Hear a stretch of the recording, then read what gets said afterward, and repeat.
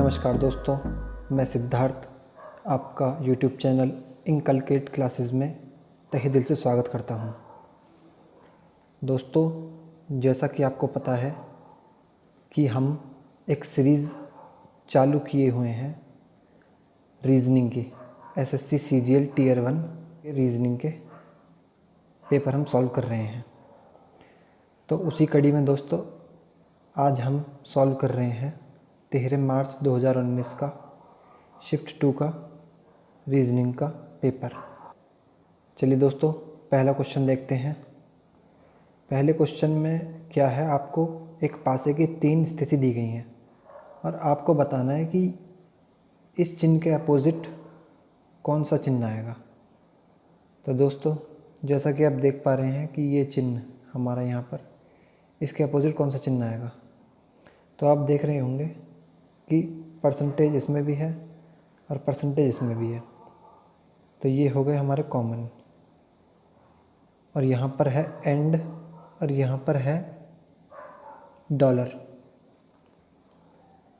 तो दोस्तों, जैसा कि मैंने आपको पिछले पेपर में बताया था कि यदि हमारी एक चीज़ कॉमन हो तो हम किसी एक डायरेक्शन में पासे को मूव करा देते हैं। तो इसमें हम देखेंगे कि ये और ये हमारे दोनों कॉमन हैं, तो इसलिए हम पासे को घुमाएंगे क्लॉकवाइज डायरेक्शन में। तो आप देख रहे होंगे कि क्लॉकवाइज डायरेक्शन में हमसे क्या पूछा है, ये इसके अपोजिट क्या आ जाएगा, एट द रेट। तो इसलिए हमारा सी ऑप्शन बिल्कुल ठीक है। चलिए दोस्तों, बढ़ते हैं नेक्स्ट क्वेश्चन की तरफ। क्वेश्चन 2 में क्या है कि आपको एक कोड दिया हुआ है पेन, उसको कोड में इस तरह से लिखा गया है। तो उसी तरह आपको TUB को लिखना है कोड में। तो जैसा कि आप देख पा रहे होंगे, P को हम क्या लिखते हैं 16, E को हम क्या लिखते हैं 5 और N को हम क्या लिखते हैं 14। हमें कोड दिया गया है 32 10 28, यानी कि इसका दुगना, इसका दुगना और इसका दुगना। तो ये कितना हो जाएगा 32, ये कितना हो जाएगा 10, ये कितना हो जाएगा 28। यानी कि हमारी सीरीज चल रही है इंटू 2 इंटू 2। तो इसी तरह TUB को हम क्या लिख सकते हैं, T का कोड क्या होता है 20, U का क्या होता है 21 और B का क्या होता है 2। तो 20 का दुगना क्या हो जाएगा 40, 21 का क्या हो जाएगा 42। तो जैसा कि हम ऑप्शन में देख पा रहे हैं कि 40 हमारा 2 ऑप्शन में है, ऑप्शन B में और ऑप्शन D में, इसलिए ऑप्शन A तो हमारा एलिमिनेट हो जाएगा और ऑप्शन C भी हमारा एलिमिनेट हो जाएगा। तो फिर 42 बीच का टर्म दोनों में सेम है, तो इसलिए हम लास्ट वाला टर्म देख लेंगे। लास्ट में क्या है TUB, B है ना, B का प्लेस वैल्यू क्या होती है 2। अब 2 में मल्टीप्लाई 2 की करेंगे तो कितना हो जाएगा 4। तो इसलिए हमारा D ऑप्शन बिल्कुल सही है। आइए बढ़ते हैं नेक्स्ट क्वेश्चन की तरफ। क्वेश्चन 3 में क्या है, आपको 4 समूह दिए गए हैं जिसमें कि 3 जो है समान है और एक इनमें से अलग है। तो हमको वही बताना है कि इनमें से कौन सा अलग है। चलिए देखते हैं। ऑप्शन ए में जैसा आप देख पा रहे हैं क्या है BEHK, इसको हम कोडेड फॉर्म में लिख लेते हैं 2 5 8 11। बी ऑप्शन को देख लेते हैं 1 4 7 10। तो जैसा कि आप दोनों ऑप्शन में देख पा रहे होंगे कि इसमें भी हम +3 कर रहे हैं, इसमें भी +3 हो रहा है और इसमें भी +3 हो रहा है। यानी कि हमारी सीरीज चल रही है +3 +3 +3। इसमें भी हमारा +3 है, इसमें भी +3 है, इसमें भी +3 है। चलिए, ये दोनों ऑप्शन तो सेम है। अब देखते हैं तीसरा ऑप्शन। तीसरे ऑप्शन में क्या है, F का हो गया 6, H का हो जाएगा 8, K का हो जाएगा 11, M का हो जाएगा 13। तो जैसा कि आप यहाँ पर देख पा रहे होंगे कि 6 और 8 में हो रहा है +2, लेकिन हमको चाहिए +3। तो इसलिए हमारा यही ऑप्शन हमारा इस क्वेश्चन का आंसर है। फिर आपको D ऑप्शन चेक करने की ज़रूरत नहीं है, क्योंकि जब हमें आंसर मिल गया तो फिर आगे हमें चेक करने की ज़रूरत नहीं है। चलिए चलते हैं नेक्स्ट क्वेश्चन की तरफ। नेक्स्ट क्वेश्चन दोस्तों हमारा एक पज़ल दी हुई है हमें, तो हमें बताना है कि यहाँ पर क्वेश्चन मार्क की जगह क्या आएगा। तो दोस्तों जैसा कि आप देख पा रहे होंगे कि हमें पज़ल दी हुई है 5 4 41। ये मैं थोड़ा जूम कर देता हूँ इसको, अब साफ दिख रहा होगा। 5 4 41, नीचे क्या है 15 6 क्वेश्चन मार्क, और उससे नीचे क्या है 9 11 और 202। तो हमें ये बताना है यहाँ पर क्या आएगा। तो आप जैसा कि देख पा रहे होंगे कि यहाँ पर क्या है 5, यहाँ पर क्या है 4। तो 5 का स्क्वायर कितना होता है 25, 4 का स्क्वायर कितना होता है 16। यदि हम इन दोनों को प्लस करेंगे तो हमारा क्या आ जाएगा 41, जो कि ये दिया है। तो इसी तरह हम तीसरी रो में देख लेंगे। 9 का स्क्वायर 81, 11 का स्क्वायर 121। तो 121 और 81 को ऐड करेंगे तो आ जाएगा हमारा 202। यानी कि हमारी सीरीज चल रही है, जो हमारी पहली टर्म है उसका स्क्वायर प्लस सेकंड टर्म जो है उसका स्क्वायर, और इन दोनों को ऐड कर देंगे तो ये हमारी तीसरी टर्म है। तो इसी तरह आप देखेंगे कि यहाँ पर क्या है 15, 15 का स्क्वायर क्या होता है 225। यहाँ पर क्या है 6, 6 का स्क्वायर क्या होता है 36। तो 225 और 36 को जोड़ेंगे तो आपका आंसर आ जाएगा यूनिट डिजिट 1, यानी कि ऑप्शन डी। और ऑप्शन डी इस क्वेश्चन का आंसर है। आइए चलते हैं नेक्स्ट क्वेश्चन की तरफ। नेक्स्ट क्वेश्चन हमारा वेन डायग्राम से रिलेटेड है। इसमें क्या है, सबसे पहले हम ये देखते हैं कि हमसे क्वेश्चन में क्या पूछा है। तो इसमें क्या पूछा है हमसे कि कितनी विवाहित महिलाएं शिक्षक हैं। अच्छा, अब देखते हैं कि हमको क्वेश्चन में क्या क्या दिया हुआ है। व्रत महिलाओं को दर्शाता है, यानी कि जो हमारा सर्कल है ये महिलाओं को दर्शा रहा है। ट्राइंगल है हमारा शिक्षकों को दर्शा रहा है, और आयत जो है ये हमारा रेक्टेंगल ये दर्शा रहा है अविवाहित व्यक्ति।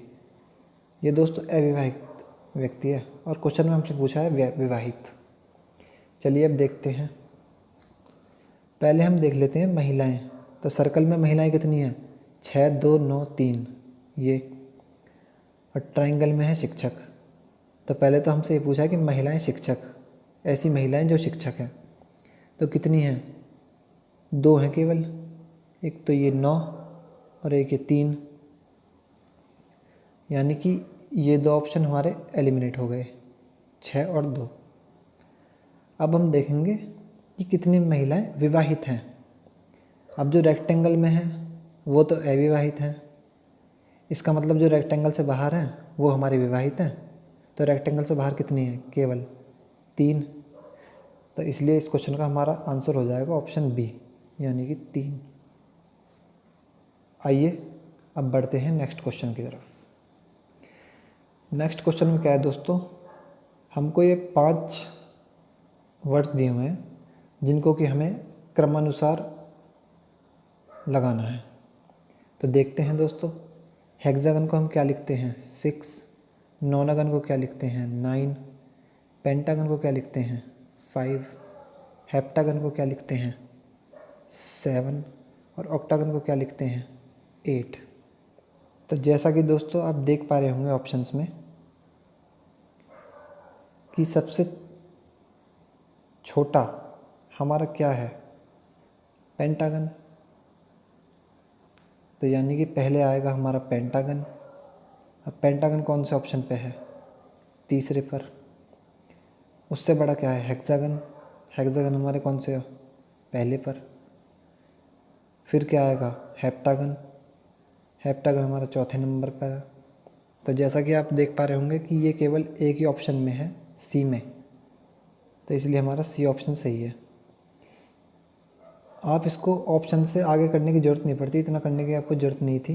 आप केवल 3 पहले आ गए तो इसी से आप समझ जाते कि हमारे पास 3 केवल एक ही ऑप्शन है जिसमें कि सबसे पहले दिया हुआ है। तो इसलिए हमें आगे सॉल्व करने की ज़रूरत नहीं थी, हम 3 से ही समझ जाते कि इस क्वेश्चन का आंसर है ऑप्शन सी। चलिए बढ़ते हैं नेक्स्ट क्वेश्चन की तरफ।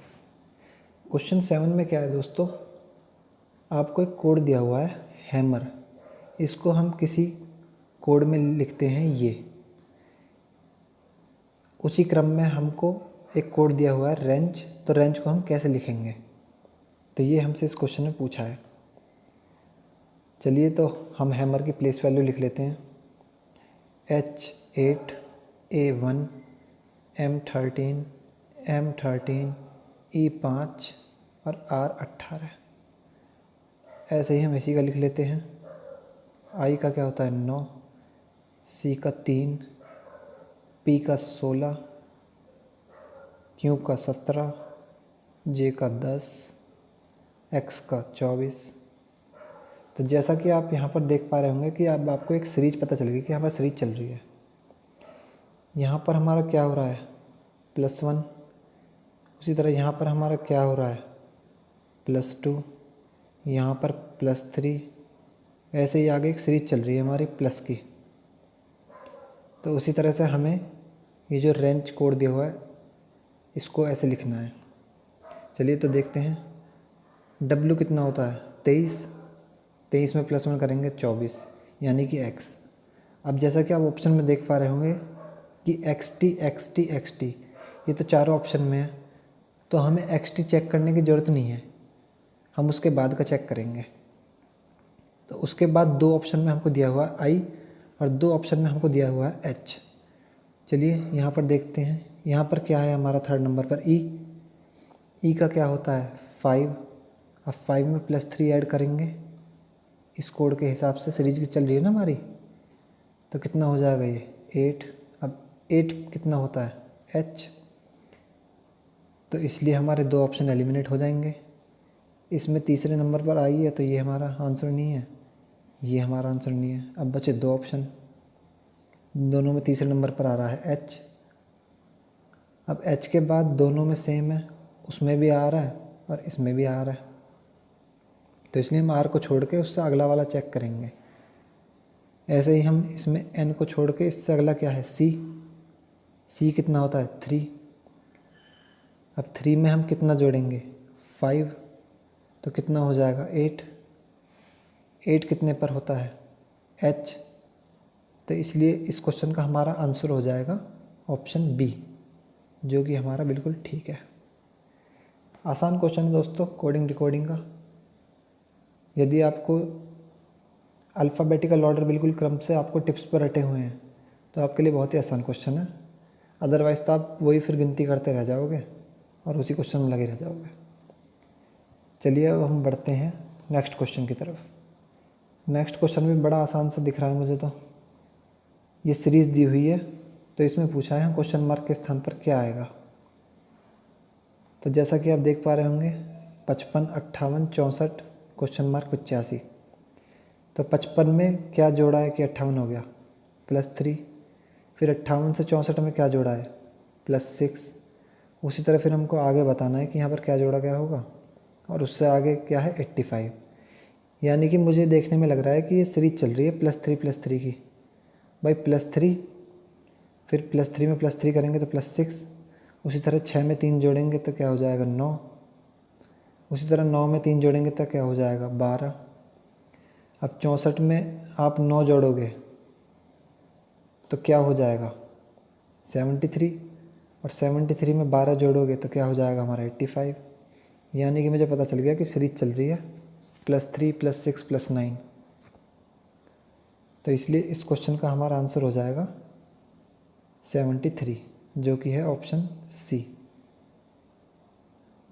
आइए दोस्तों चलते हैं हम अपने नेक्स्ट क्वेश्चन की तरफ। नेक्स्ट क्वेश्चन में क्या है दोस्तों कि आपको एक ये वर्ड दिया हुआ है, इन दोनों के बीच में कुछ रिलेशन है, तो आपको ऑप्शंस में से चेक करके बताना है कि जैसा क्वेश्चन में रिलेशन दिया हुआ है वैसा इन ऑप्शन में से किस में है रिलेशन।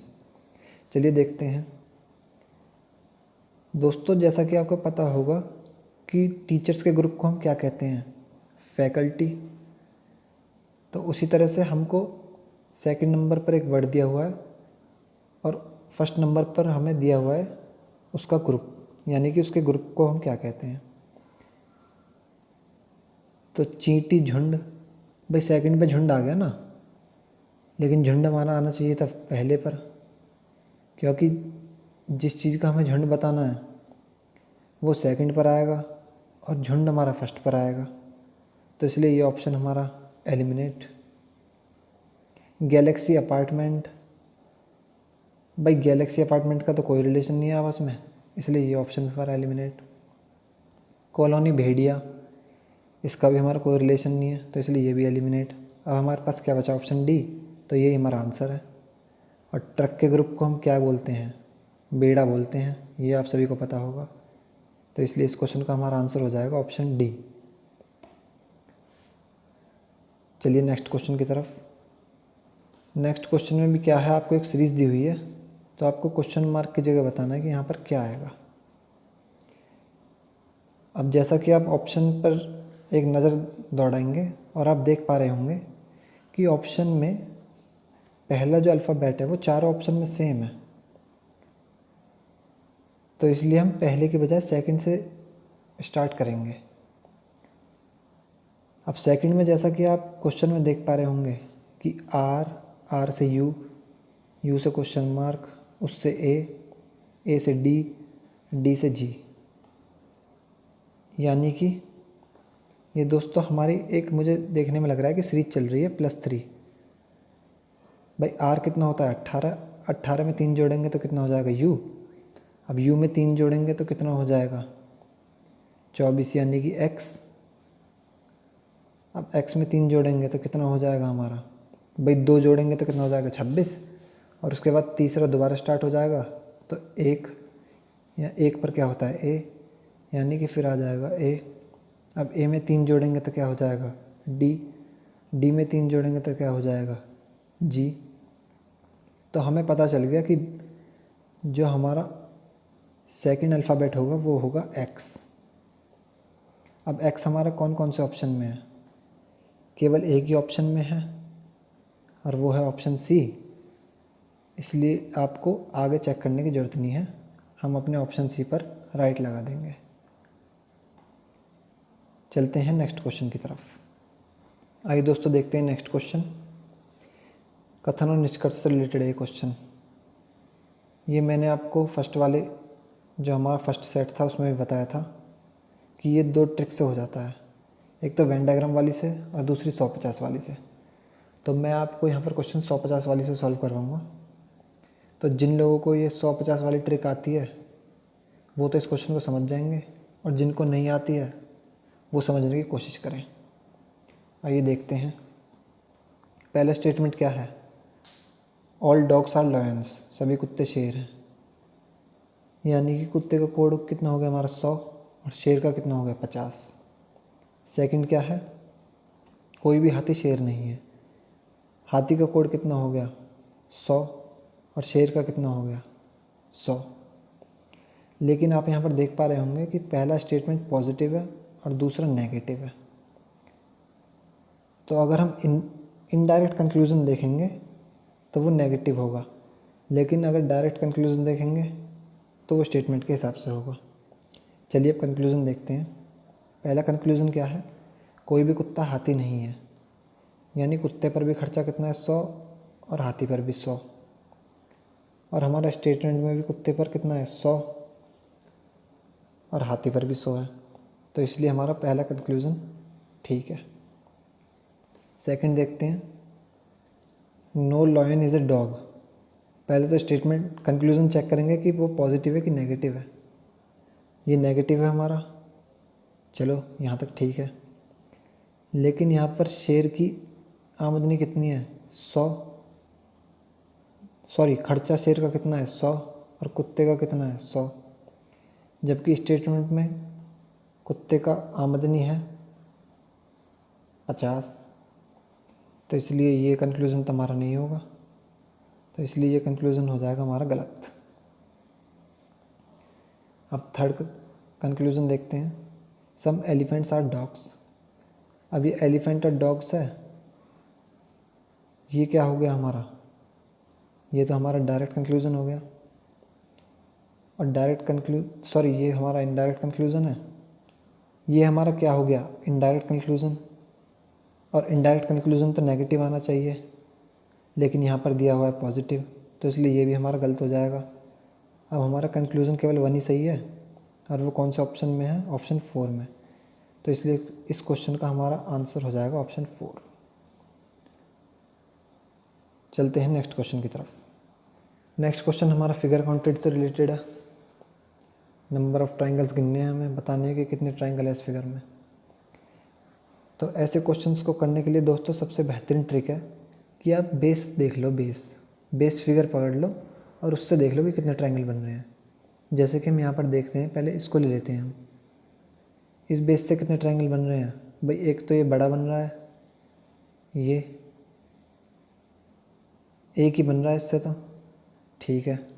अब इस बेस को ले लेते हैं, इससे कितने ट्राइंगल बन रहे हैं, इससे भी हमारा एक ही ट्राइंगल बन रहा है। तो हमारे कितने ट्राइंगल हो गए, 2। अब हम ये वाला बेस देख लेते हैं, ये वाला। इस बेस से कौन सा ट्राइंगल बन रहा है, ये। तो कितने हो गए हमारे, 3, और एक हमारा छोटा वाला 4। अब हम इनको मिटा देते हैं। हमारे कितने ट्राइंगल हो गए, 4, जो हमारे सीधे सीधे बेस से थे, ये और ये वाले बेस। अब हम दूसरा बेस देखेंगे। दूसरा बेस दोस्तों, हम ये वाला बेस देख लेते हैं, ये वाला। इस बेस से हमारे कितने ट्राइंगल बन रहे हैं, एक तो ये बन रहा है बड़ा वाला, और फिर एक ये छोटा यहाँ इस बेस से बन रहा है, 2। और फिर हमारा एक ट्राइंगल बन रहा है ये छोटा ऊपर, 3। फिर हम इस बेस को देख लेते हैं, इससे कौन सा बन रहा है, एक ये 4, एक ये 5। और फिर दोस्तों हम बीच में देखेंगे यहाँ पर कि एक हमारा ये वाला ट्राइंगल बन रहा है, ये बड़ा वाला, ये वाला। तो हमारे कितने ट्राइंगल हो गए, 6 तो हमारे ये हो गए, और 4 हमने पहले गिने थे। तो 6 + 4 हमारे कितने ट्राइंगल हो गए, 10। तो इस क्वेश्चन का आंसर हो जाएगा ऑप्शन सी। चलिए नेक्स्ट क्वेश्चन की तरफ। नेक्स्ट क्वेश्चन में क्या है दोस्तों कि आपको एक समीकरण दिया हुआ है, इसमें आपको साइन चेंज करना है ऑप्शन के हिसाब से, और इक्वल टू में LHS और RHS को सेटिस्फाई करवाना है। LHS बराबर RHS आना चाहिए। तो हम LHS देखेंगे, क्योंकि RHS में तो हमारा केवल एक ही वेरिएबल है। तो LHS में देखते हैं। अब ऑप्शन से उठाते हैं हम। पहला ऑप्शन क्या है, माइनस प्लस। अगर हम माइनस की जगह प्लस कर देते हैं और प्लस की जगह माइनस कर देते हैं, तो देखते हैं 36/2 कितना होता है, 18। लेकिन 18 × 12 तो फिर बहुत बड़ा हो जाएगा, और हमको चाहिए 24। तो इसलिए ऑप्शन ए हमारा एलिमिनेट हो जाएगा। अब ऑप्शन बी के सेटिस्फाई करवा के देखते हैं। माइनस की जगह क्या रखेंगे, मल्टीप्लाई, और मल्टीप्लाई की जगह क्या रखेंगे, माइनस। तो 36/2 कितना हो जाएगा, 18। और फिर क्या है, मल्टीप्लाई की जगह हमें क्या रखना है, माइनस। तो 18 - 12, फिर उससे आगे क्या है, प्लस 3, और 3 के आगे क्या है, माइनस। लेकिन माइनस को तो हमें मल्टीप्लाई से चेंज करना है, तो इसलिए 3 × 6 कितना हो जाएगा, 18। तो इसलिए यहाँ पर आ जाएगा 18। तो आप जैसा कि देख पा रहे होंगे, इस इक्वेशन को सॉल्व करने से हमारा क्या आ जाएगा, 24, जो कि हमारा बराबर है RHS के। तो इसलिए हमारा बी ऑप्शन सेटिस्फाई हो जाएगा। तो यही हमारा आंसर है। बाकी हमें आगे सी और डी को चेक करने की ज़रूरत नहीं है। चलिए नेक्स्ट क्वेश्चन की तरफ चलते हैं। क्वेश्चन नंबर 14 में क्या है दोस्तों कि हमको एक पारदर्शी शीट दी हुई है, यानी कि एक ट्रांसपेरेंट शीट है। अब इसको हमें मोड़ना है ऐसे, तो ये हमें फिर किस तरह से दिखाई देगी। तो भाई यहाँ पर ये जो लाइन है, ये वाली, जब इसको आप ऐसे मोड़ोगे तो ये लाइन यहाँ पर ऐसे इंक्लाइंड आएगी, यानी कि ये दोनों लाइन आपस में कट रही होंगी। अब जैसा कि हम अपने ऑप्शन में देखेंगे कि यहाँ पर तो कोई लाइन नहीं कट रही है ऑप्शन ए में, तो इसलिए ये भी हमारा एलिमिनेट हो जाएगा। और ऑप्शन बी में भी ऐसा नहीं है, तो ऑप्शन बी भी हमारा एलिमिनेट हो जाएगा। लेकिन ऑप्शन सी और ऑप्शन डी में हमारे लाइन आपस में कट रही हैं जैसा कि हमको चाहिए। तो चलिए अब आगे देखते हैं। अब दोस्तों ये वाली जो हमारी लाइन है, जब इसको आप पलटोगे तो वहाँ पर ये कुछ ऐसे दिखाई देगी, ऐसे। अब ऐसे तो केवल एक ही फिगर में है, ऑप्शन सी में, तो इसलिए ऑप्शन डी भी हमारा एलिमिनेट हो जाएगा और ऑप्शन सी हमारे इस क्वेश्चन का हो जाएगा आंसर। आइए चलते हैं हम नेक्स्ट क्वेश्चन की तरफ। अब क्वेश्चन नंबर 15 तो कुछ स्टूडेंट्स ने देखते ही समझ में आ गया होगा। बहुत ही आसान मिसिंग नंबर है, वो हमको बताना है। तो आप यहाँ पर देख पा रहे होंगे कि 7 और 6, 7 + 6 कितना होता है 13। सेम उसी तरह से सेकंड रो में 4 + 18 कितना होता है 22। अब सेम उसी तरह से हमको थर्ड रो में करना है, तो 15 और 7 हमारा कितना होता है 22। अब 22 हमारा कौन से ऑप्शन में है, ऑप्शन ए में, तो इसलिए इस क्वेश्चन का हमारा आंसर हो जाएगा ऑप्शन ए। ये तो बहुत ही आसान क्वेश्चन था। आइए अब हम नेक्स्ट क्वेश्चन की तरफ चलते हैं। नेक्स्ट क्वेश्चन क्या है दोस्तों, ये हमारा ब्लड रिलेशन का ही एक टाइप है। इस तरह का टाइप को भी आपको ज़्यादातर सभी एग्ज़ाम्स में एक ना एक क्वेश्चन देखने के लिए मिल जाता है। चलिए देखते हैं इस क्वेश्चन को क्या कह रहा है। इसमें क्या है कि पहले हमें स्टेटमेंट दी हुई है कि a + b का अर्थ है b a का भाई है, b a का भाई है। तो उसी तरह से हमें यहाँ पर जो स्टेटमेंट दी हुई है ये, इसमें देखना है कि इसके हिसाब से क्या होगा, उसी के हिसाब से हम अपना फैमिली ट्री बनाएंगे। अब b a का भाई है तो उसी तरह से यहाँ पर p + r है, तो इसका मतलब हो जाएगा कि r p का भाई है। तो हमें r का जेंडर पता चल गया, ये हो गया हमारा r, ये हो गया p। r हमारा मेल है, तो इसलिए हम इसको ट्रायंगल से डिनोट कर देंगे। सेकंड क्या है, a - b का अर्थ है a b की माँ है। लेकिन हमारे इसमें क्या है, हमें दिया हुआ है इनटू, तो हम इनटू वाला स्टेटमेंट देखेंगे। a × b का अर्थ है a b के पिता हैं। उसी तरह से r × t का मतलब हो जाएगा r t के पिता हैं। तो ये हो गया हमारा r। अब r के नीचे आ जाएगा t, क्योंकि r t के पिता हैं।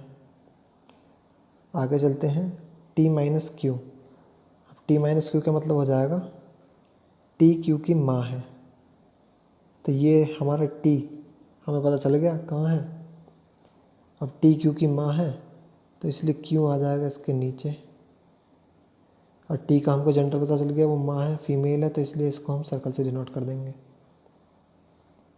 अब आगे क्या है, q / s, यानी कि q s का बेटा है।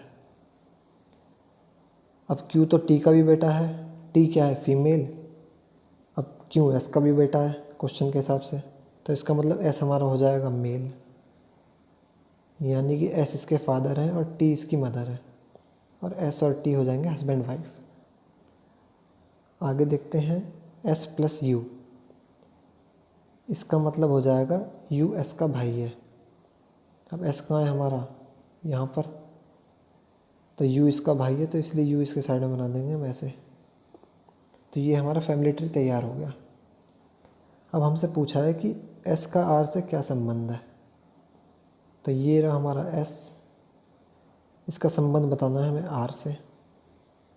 अब r कौन है, r तो इसकी वाइफ का पिता है ना, तो इसलिए s r का क्या लगा, दामाद, सन इन लॉ, तो इसलिए इस क्वेश्चन का आंसर हो जाएगा सन इन लॉ, यानी कि ऑप्शन ए। चलिए आगे बढ़ते हैं। क्वेश्चन 17 भी हमारा बहुत आसान क्वेश्चन है। क्वेश्चन मार्क इसमें दिया हुआ है, तो इसकी जगह हमें बताना है कि कौन सा फिगर आएगा। तो जैसा कि आप पहले फिगर 1 में देखेंगे कि हमको एक पेंटागन दिया हुआ है और उसके अंदर फिगर है हमारी ट्रायंगल, और ट्रायंगल के नीचे है एरो। ठीक है, अगली कंडीशन में क्या है कि उस फिगर को उल्टा कर दिया गया है। उससे अगले में क्या हो रहा है कि उसको दोबारा से रोटेट किया है, लेकिन अब की बार चेंज क्या हुआ है कि उसके अंदर फिगर आ गई हमारी स्क्वायर। तो जैसा कि आप समझ पा रहे होंगे कि पहले क्या था ट्रायंगल, फिर क्या आ गया स्क्वायर। अब ट्रायंगल में कितनी साइड होती हैं 3 और स्क्वायर में कितनी होती है 4। यानी कि जो हमारा 5th पार्ट में इसमें जो हमारी फिगर आएगी उसमें पेंटागन के अंदर जो भी हमारी फिगर आएगी वो हमारी 5 साइड वाली होगी। ये तो हमें पता चल गया। और पेंटागन हमारा इस तरीके से बनेगा ऊपर की तरफ। चलो हम ऑप्शन में चेक करते हैं। अब पेंटागन हमारा 3 ऑप्शंस में है तो इसलिए ऑप्शन 1 हमारा एलिमिनेट। अब ऑप्शन सी में आप देख पा रहे होंगे कि इमेज उल्टी बनी है तो इसलिए ये भी हमारा एलिमिनेट। अब हम चेक करेंगे ऑप्शन बी और ऑप्शन डी में। अब दोस्तों आपने एक और चीज़ देखी होगी कि यहाँ पर जो एरो दिया हुआ है इसकी डायरेक्शन क्या है राइट में, फिर यहाँ पर लेफ़्ट में हो गई, फिर अगेन दोबारा राइट में, फिर दोबारा लेफ़्ट हो गई। तो इससे अगला क्या आएगा फिर राइट। अल्टरनेट चल रहा है ना ये, तो राइट कौन सी फिगर में है ऑप्शन डी में, तो इसलिए इसका आंसर हो जाएगा हमारा ऑप्शन डी। चलते हैं क्वेश्चन नंबर 18 की तरफ। अब दोस्तों क्वेश्चन नंबर 18 हमारा सबसे बेहतरीन क्वेश्चन है। मैंने बहुत से चैनल्स पर देखा कि बहुत से टीचर्स इस क्वेश्चन को गलत बता रहे हैं, लेकिन ये क्वेश्चन हमारा बिल्कुल सही है। आइए देखते हैं इसमें क्या ट्रिक लगी है। हमें एक एनालॉजी दी हुई है कि जैसे 2809 का संबंध 53 से है, उसी तरह से हमें 1524 का संबंध बताना है ऑप्शन में से कि 1524 का किस ऑप्शन के साथ संबंध बनेगा। तो पहले हम देखते हैं कि 2809 का संबंध 53 से किस तरह से बनेगा। तो जैसा कि आप देख पा रहे होंगे 2809, अब इनको तुम आपस में प्लस करोगे तो हमारा कितना आ जाएगा 19। अब 19 में हम 3 की मल्टीप्लाई करेंगे तो क्या आ जाएगा हमारा 57। फिर 57 में से हम 4 माइनस कर देंगे तो हमारा आ जाएगा 53, जो कि हमें दिया हुआ है। सेम हमें यही चीज़ अगली वाली एनालॉजी में अप्लाई करनी है। तो 15 से 24 को ऐड कर लेंगे, क्या आएगा हमारा 5 और 1 6 और 2 8 और 4 12 आ जाएगा। फिर हमने ऊपर क्या किया था 3 की मल्टीप्लाई, तो इसमें भी 3 की मल्टीप्लाई करेंगे तो कितना आ जाएगा 36। फिर हमने क्या किया था -4, तो इसमें भी -4 करेंगे तो फिर हमारा क्या आ जाएगा 32। अब 32 ऑप्शन में देखेंगे कहाँ पर है, ऑप्शन यही है, तो ये ऑप्शन हमारा आंसर हो जाएगा ऑप्शन ए। तो दोस्तों देख पा रहे होंगे कि एनालॉजी का क्वेश्चन है। अब एनालॉजी में क्या है दोस्तों, या तो क्वेश्चन आपको पहली बार में समझ आ गया, कोई आसान सी ट्रिक लग रही है तो आप तुरंत कर दोगे। अब जैसा कि इस क्वेश्चन में स्टूडेंट अटक जाएगा, उसे समझ में नहीं आएगा कि क्या ट्रिक लग रही है। वो सोचेगा कि 53 का स्क्वायर 2809 लिख दिया है, तो सेम उसी तरह से 15 से 24 का स्क्वायर होना चाहिए, जबकि 15 से 24 का स्क्वायर ऑप्शन में ही नहीं है। तो इसलिए इस क्वेश्चन में ये वाली ट्रिक लगी है। तो ये हमारा काफ़ी अच्छा क्वेश्चन था। चलते हैं नेक्स्ट क्वेश्चन की तरफ। क्वेश्चन 19 में क्या है कि जब एक दर्पण को आकृति के दाईं ओर रखा गया हो तो उसकी सही दर्पण छवि क्या बनेगी। तो ये हमारी आकृति दी हुई है, इसके साइड में हम दर्पण रख देंगे। तो दोस्तों मिरर इमेज का आपको फॉर्मूला पता ही होगा। इसका रूल क्या होता है कि लेफ़्ट और राइट चेंज हो जाते हैं, लेकिन टॉप और बॉटम हमारे सेम रहते हैं। अब जैसे कि आप ऑप्शन 3 में देख रहे होगे कि टॉप और बॉटम हमारे चेंज हो गए, जो कि गलत है, इसलिए ऑप्शन 3 हमारा एलिमिनेट हो गया पहले ही। अब हम 3 ऑप्शन से देखेंगे कि हमारा कौन सा ऑप्शन ठीक है। अब आप ऑप्शन ए में देखोगे कि इस ट्राइंगल की जब हम मिरर इमेज बनाएंगे तो इसकी मिरर इमेज कुछ ऐसे बनेगी, लेकिन ऑप्शन ए में तो हमारी कुछ अलग ही बन रही है, तो इसलिए हमारा ऑप्शन ए भी एलिमिनेट हो जाएगा। अब ऑप्शन बी और सी में आप देख रहे होंगे कि आपको ज़्यादातर सभी डिफरेंस सेम है, लेकिन एक छोटा सा डिफरेंस है ई का मिरर इमेज कैसे बनेगा ऐसे, जो कि कौन से ऑप्शन में है डी में, तो इसलिए इस क्वेश्चन का हमारा ऑप्शन डी राइट आंसर हो जाएगा। नेक्स्ट क्वेश्चन की तरफ चलते हैं। अब क्वेश्चन नंबर 20 में क्या है दोस्तों कि आपको ये 8 शब्द दिए गए हैं और ये सभी कंप्यूटर से रिलेटेड हैं। अब ऑप्शन में से आपको ये बताना है कि इनमें से सबसे अलग कौन है। तो ऑप्शन में हमको क्या क्या दिया हुआ है, प्रिंटर, विंडोज़, मॉनिटर, माउस। तो जैसा कि आप दोस्तों समझ पा रहे होंगे, प्रिंटर हमारा क्या है, हार्डवेयर। मॉनिटर भी हमारा हार्डवेयर है, माउस भी हमारा हार्डवेयर डिवाइस है।